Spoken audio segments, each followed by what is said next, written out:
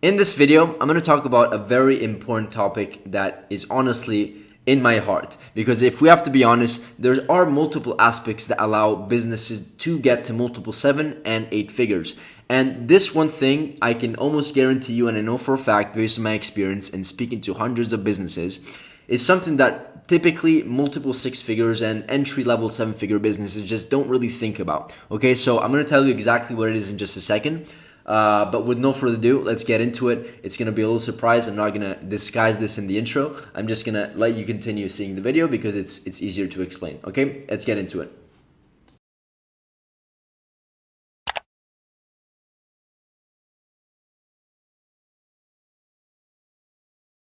So before we get going in the video, this is just one of our clients. As you can see, in November, we did over $1 million. I guess between November and December, over $1 million. Great. We typically, I'm just showing you this so you know I'm qualified to speak about these topics. If you are a new viewer, we typically work with multi 6 and of course 7 and 8 figure businesses. And so why am I showing you this? I'm showing you this because whenever it comes to growing clients, we need to understand levels of prioritization. Okay, this was the important topic that I wanted to talk about in this video. And if we have to be honest here, okay, every single person that I've spoken to that is not really killing it in the ecom game, or if we have to be honest, once again, any business in general, they don't understand how to prioritize funnel metrics and analyze them and then prioritize what they need to work on. And this sounds very kind of stupid, but I've broken down a funnel that I know based on my past experience and also by just comparing metrics of clients that I know are scaling. So facts and reality. I put on some key metrics that are quite healthy, okay, on the healthier side.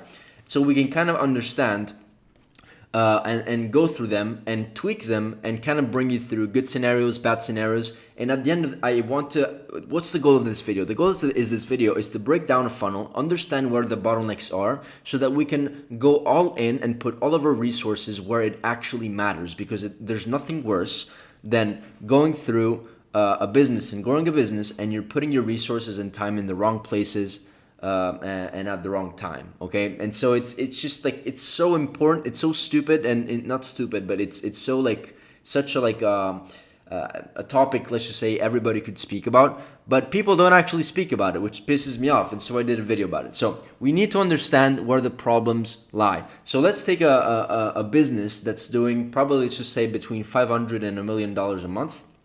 Okay, and so these are actually some metrics from one of our clients. Okay, they're basically quite specific. Okay, so let's just understand and go through this entire funnel, and then I'm going to tweak each metric and explain how this could be lower compared to like what it should be, why you should focus on that, etc., etc., etc. Okay, so let's, for example, pretend that we have a brand that has a cost per click of $1.5 and a CPM of $40, which is on the higher end, but it kind of goes, the cost per click is probably $1.5 because we have a higher CTR. For those of you who don't know, cost per click is basically a combination between CTR, how frequently people click on your ads, so in this case 3%, 3 out of 100, and how expensive they are. What is your cost per 1,000 impressions? So this balance will give you a cost per click. Okay, so let's just assume we have these metrics. Okay, and the average order value of the store of this page is $74.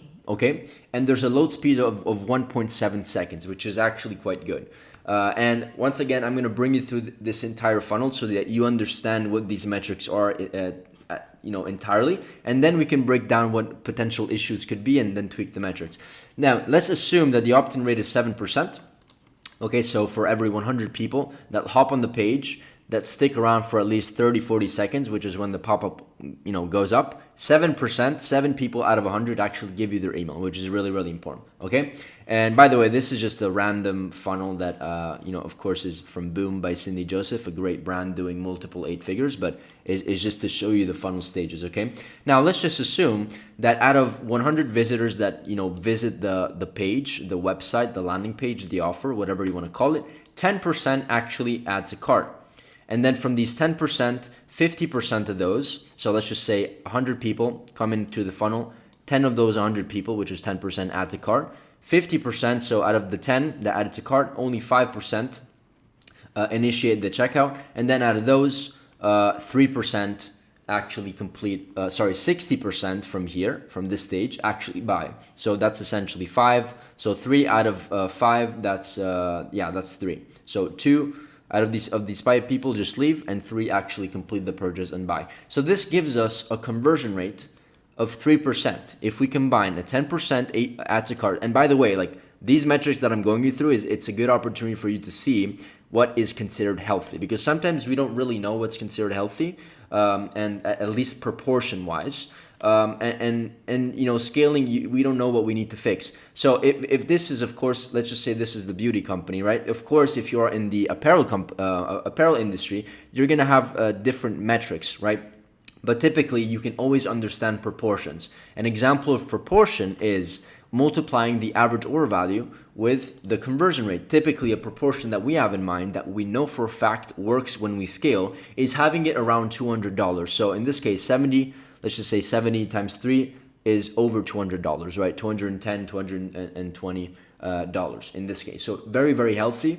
And even if we have maybe a bit higher expensive cost per clicks and ad cost, we can still sustain a profitable funnel. So we need to understand proportions. So I want you to as I go through this funnel, I want you to basically understand what the good KPIs and good proportions of a healthy funnel doing $500, $1 million plus a month is. Okay, so you can compare it to yourself.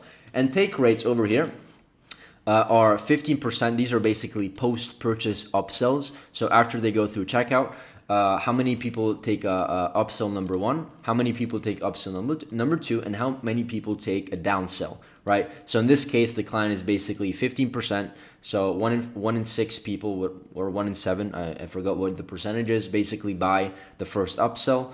If they buy the first upsell, they go to a second upsell, and then 20% of those people, 1 in 5, actually buy that second upsell, and then if for downsells, 1 in 10 people buy the downsell, right? So these are basically metrics and a funnel that pumps in, at least from this side, it pumps in a $74 AOV brand with a 3% conversion rate. And this $74 is also, of course, including these upsells, downsells, cross-sells, etc., etc. Other funnel metrics is that the brand is doing 25% repeat customers, which is healthy, and Klaviyo is 26% in email marketing revenue. So if they're doing $1 million a month, 260,000 is coming from just Klaviyo and SMS marketing, email and SMS marketing. Okay, now that we went through a funnel, we need to understand and go through scenarios together of how this funnel could be broken and why you should then really focus and hone in on that section. I'll give you an example. Let's just say these metrics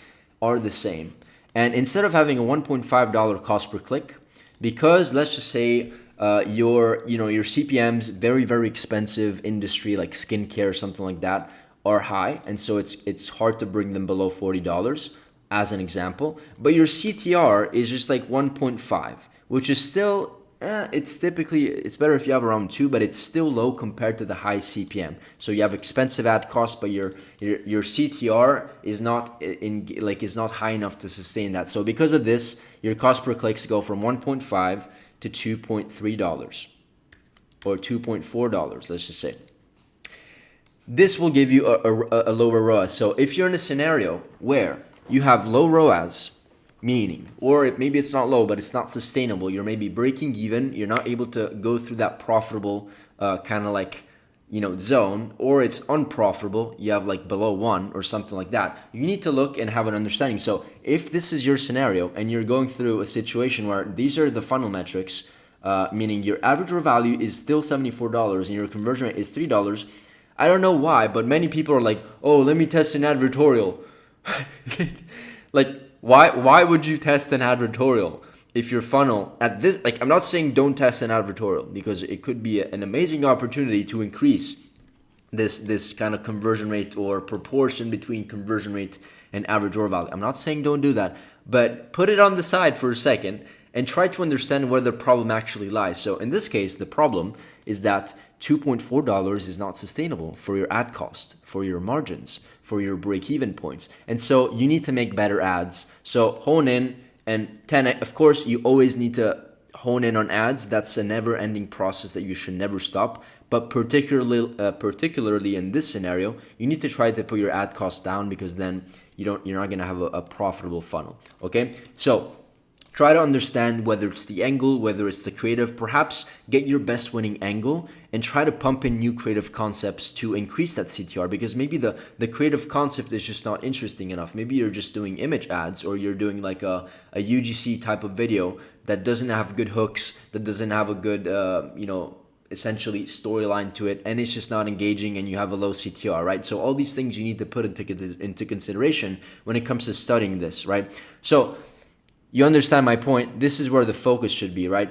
Now, let me give you another scenario. Let's just go back to where this was, 3%. Let's just say that you have healthy metrics over here, but your average order value perhaps is, and I'm also going to give you ways to fix this, right? So I'm kind of doing two things at once. I'm giving you a problem, telling you where you should focus on, and then kind of giving you insights on how to improve these metrics if this is your case, right? Let's just say that this is $60,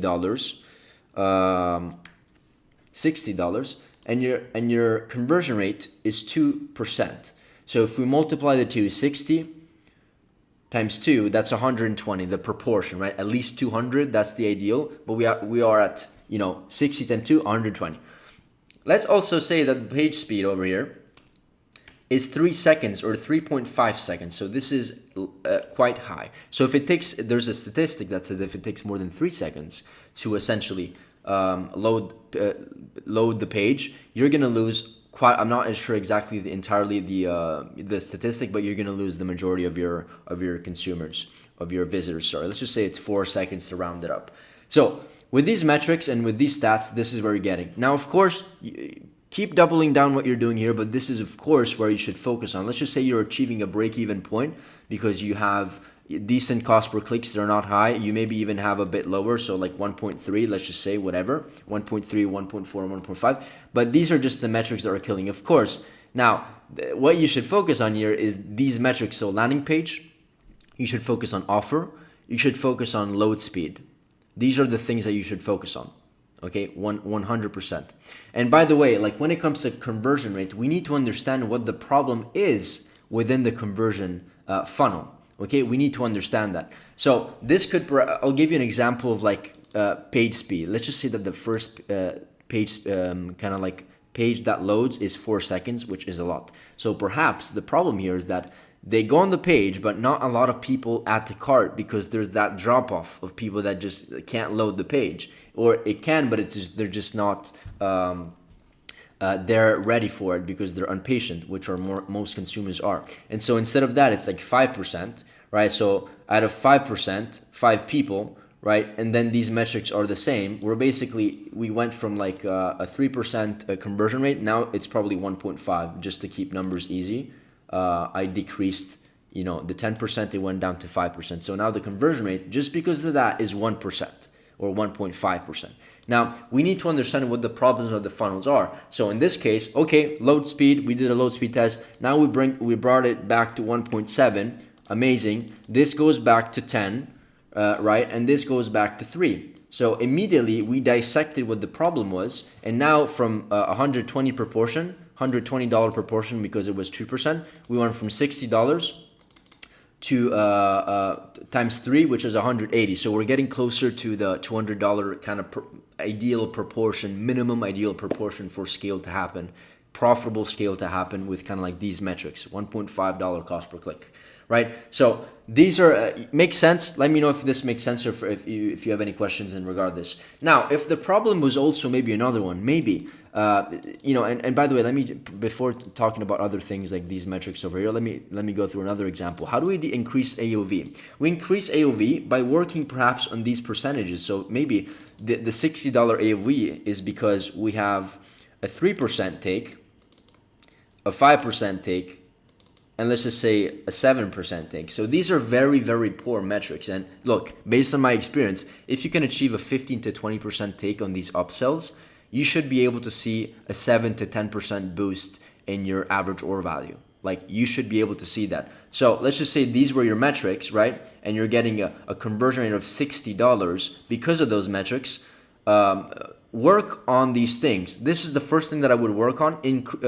Try to make your upsells and your cross sells maybe more coherent or with a better offer. So this is one thing that you can do to go back to where they were. One other thing that you can do, of course, is selling solutions instead of selling one singular product. And I have many examples of this, but instead of maybe just selling one product, which is $60 or $50, sell an entire bundle solution or give two options. Here's the $60 version or $50 version without the entire solution. And here's the $80, $90, $100 solution, which is more expensive. There's free shipping and you get these extra freebies, right, to incentivize. So work on your offer and try to tweak the offer to increase AOV while still maintaining a healthy proportion so that the proportion between conversion rate and AOV is $200, $250. It's healthy, right? So that you can sustain the expensive ad cost over here. Am I making sense? I hope I am. Now, let's just assume also that your Klaviyo revenue is perhaps quite a bit lower and you're sending your emails, right?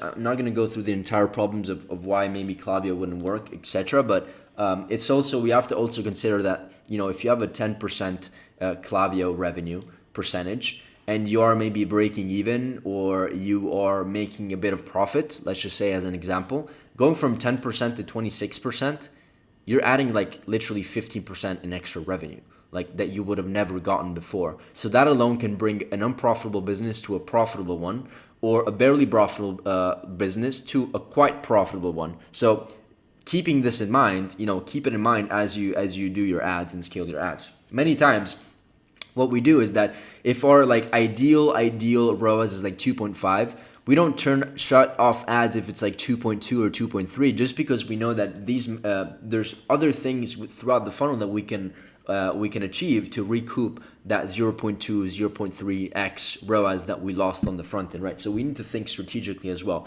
Now, cool. Let's just say, by the way, I'm not going to do a rant about this like I did for these other metrics for opt-in rate, but this should be around 5 to 7% minimum. We want to aim for 7% if we can more. If you have 3%, 2%, 4%, it means that the offer of the opt-in is not engaging enough, or the offer is not good enough for them to say, okay, yes, let me give you their email. I recommend for opt-ins, just as a side note, to introduce them when they're 30 seconds to 40 seconds in the page. So if I'm a visitor and I am sticking on the page for 30 seconds, I'm probably interested of what I'm looking at because I've spent 30, 40 seconds. Like 30, 40 seconds doesn't sound like a lot, but it definitely is if you're scrolling through a page and reading through stuff. You can probably go through an entire page in 30 seconds, right? And so put it after 30 seconds so you only give discounts and special offers to people that are actually interested, not people that just go there for 10 seconds and they just want a quick deal, right? Have them go off from the store and maybe retarget them once they're more hot, okay, and warm. So hopefully you understand my what I'm explaining here, but it's really, really important to dissect certain things. Now let's go on into talking about conversion rate.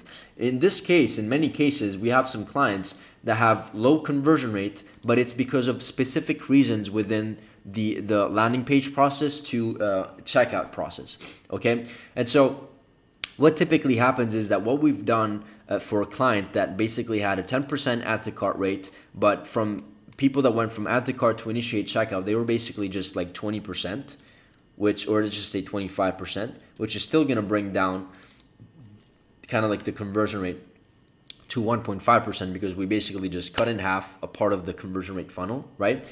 What we did is that what we noticed that they didn't really have nothing, and it's going to vary based on industry to industry, so take it with a grain of salt, but they didn't really have a lot of social proof to demonstrate on the add to cart, and they didn't create any urgency, they didn't create any scarcity. And what we did is that we added like a free shipping bonus or something along those lines, a free gift bonus that incentivized them to be more interested and inclined to moving forward. We also added an app that basically told them when the free shipping was that they add free shipping enabled, to remind them that they add free shipping. And we also added a bunch of social proof and testimonials within the checkout process and the add to cart phase. And so this alone increased the proportion of people that added to cart and went through initiate checkout. So this is just an example. I'm just put it where it was before. This is just an example of like, you need to understand that conversion rate is not just like offer. It's like multiple aspects within the funnel, and you need to understand what is not working within the funnel so that you can focus and put your energies on that. This is how companies scale to 8 figures. Not 6 figures, not 8-figure businesses analyze and dissect the entire funnel in this exact way. Okay. Now, what's really other important thing is like, how do we keep track of all these things? We have something called the command center, which I always speak about, and this command center is basically a sheet that I'm going to put myself over here, a sheet that basically documents the entire thing. So here we have daily reports with ads, with CPM, so that we can look at trends and make calculated decisions. We have a creative, whatever, this is for creatives to come up with ideas. We have a creative testing tracker, so we keep track of every single ad set and creative concept that we test, and we keep track of like, you know, marketing angles, emotions, avatars, what's the hook, all that stuff, blah, blah, blah, creatives, ad format, and then of course we dissect the results and why it was profitable, why it wasn't profitable, why it was break even in the first place, so that we can make the numbers, put the numbers together and make a conclusion, so that we can then analyze if we have an ad problem. Okay, this ad was a winner because of XYZ, and we write kind of observations here. You see learnings, notes, observations, and next steps. So this is what we work on. And then of course, like this tool, you can get access to it if you click on the link. There's a link. It's going to bring you to a page. Give us your email and we'll send you this to your inbox, and you can have this entire command center. It has a bunch of other resources, but it's to track literally everything, including like CRO tests. Like we have a CRO tracker where we track every single split test. And a split test, for example, could be, going back to this example, adding social proof or scarcity or free shipping kind of like badge or something on the checkout to increase authority.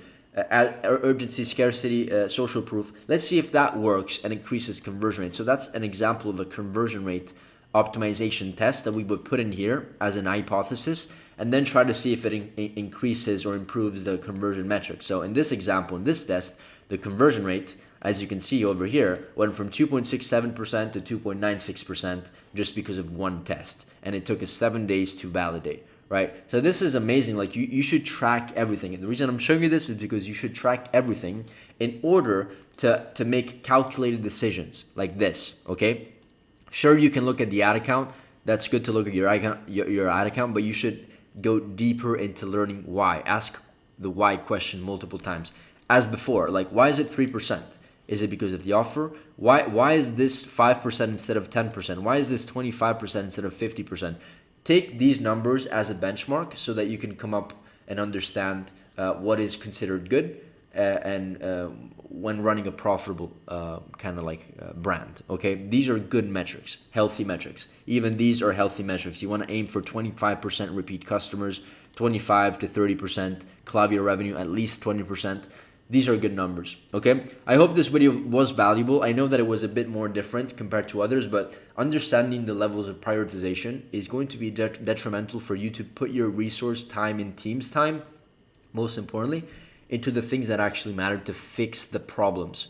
You have no idea. Like, I receive so many random questions. They're like, is it a good idea to test advertorials now?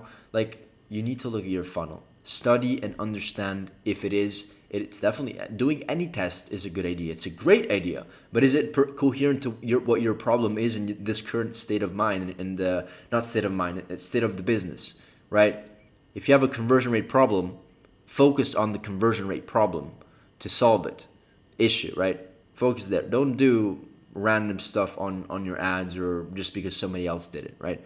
Make sure to make calculated decisions. I'm going to start talking about it. If you, we're opening, by the way, slots for our for free audits. So if you want a brand doing multiple 6, 7 figures, 8 figures, book in a call. We're doing a free audit. It's probably going to be with me because when we do open free slots, I typically like to hop on and do the audit myself.